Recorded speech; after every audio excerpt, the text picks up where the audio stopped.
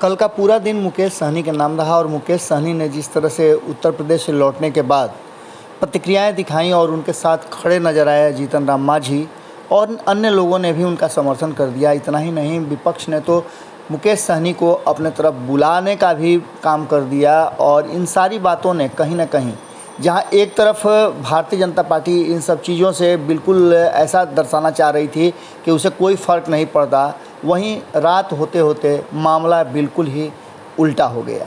आपको बता दें कि मुकेश सहनी उत्तर प्रदेश गए थे और वहां उनके साथ जो व्यवहार हुआ, जिस तरह से एक मंत्री को रोका गया, उसकी सभा नहीं होने दी गई, इन सारी बातों को लेकर के हालांकि कानूनी रूप से भारतीय जनता पार्टी का कहना है कि ऐसा असंवैधानिक था, इसलिए मुकेश सहनी को रोका गया। उन्हें शायद इस बात की जानकारी नहीं थी कि वहाँ मूर्ति लगाना वैध नहीं है, उसके लिए कानून बनाए गए हैं।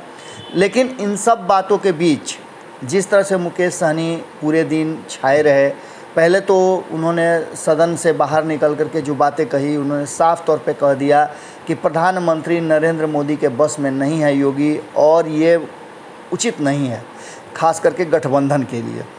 उन्होंने सबका साथ, सबका विकास, सबका विश्वास वाली बात की। उन्होंने साफ तौर पे कहा कि बिहार में नीतीश कुमार के नेतृत्व में जो सरकार चल रही है अच्छी चल रही है और हम उनके साथ खड़े हैं। इतना ही नहीं, उन्होंने तो प्रेस वार्ता का भी अनाउंसमेंट कर दिया। शाम में प्रेस वार्ता हुई, पत्रकारों के बीच जो उन्होंने अपनी बातें रखी, पत्रकारों के सवालों का जवाब भी दिया। कई सवाल में मुकेश सहनी ने इस बात को स्पष्ट किया कि वो भाजपा से नाराज़ हैं, बिहार सरकार से नाराज़ नहीं हैं, लेकिन ये अधूरी कहानी थी।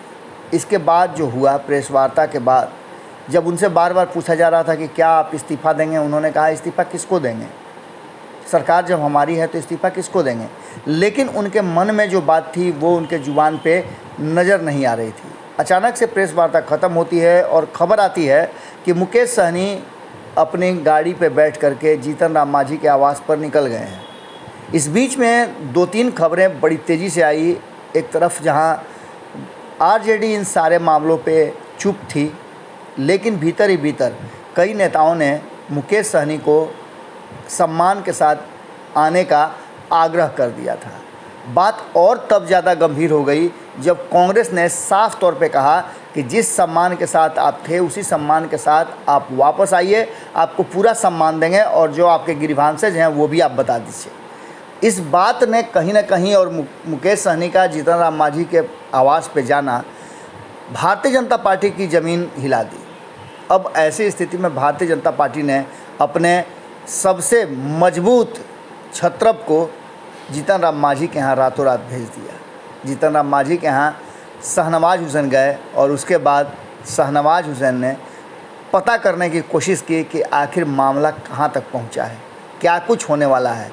मान मनोबल का दौर शुरू हुआ और इसके बाद मुकेश सहनी अब तक कुछ नहीं बोल पाए हैं और न ही जीतन राम मांझी ने इस पर कोई बात कही है। लेकिन आप समझिए कि मुकेश सहनी मिलने जाते हैं और पहली बार शाहनवाज हुसैन जीतन राम मांझी से मिलने जाते हैं। इसके मायने आप समझ रहे हैं। सरकार इन्हीं दो पायों पे टिकी हुई है और ज़रा सा भी लड़खड़ाए तो सरकार का गिरना तय है। इस डर ने कहीं ना कहीं भारतीय जनता पार्टी को बैकफुट पे ला करके रख दिया है। आज सदन में क्या होगा, ये बातें ज़्यादा महत्वपूर्ण है। हमारी नज़र बनी हुई है, आप भारत लाइव पे नज़र रखे रहिए, क्या होता है हम आपको बताते हैं। अगर ये वीडियो पसंद आई और वह बिहार के राजनीति और बिहारियत से सरोकार रखेनी तो सब्सक्राइब बटन दबा के चैनल के सब्सक्राइब कर ली। ओजे एगो घंटी बा, ओकरा बटन दबा देला से कुल सटीक और मारक खबर रुआ मुफ्त में मिल जाई। अगर रुआ पत्रकारिता के हमनी के नया प्रयोग में सहयोग कर चाहतानी तो ज्वाइन बटन दबा दी।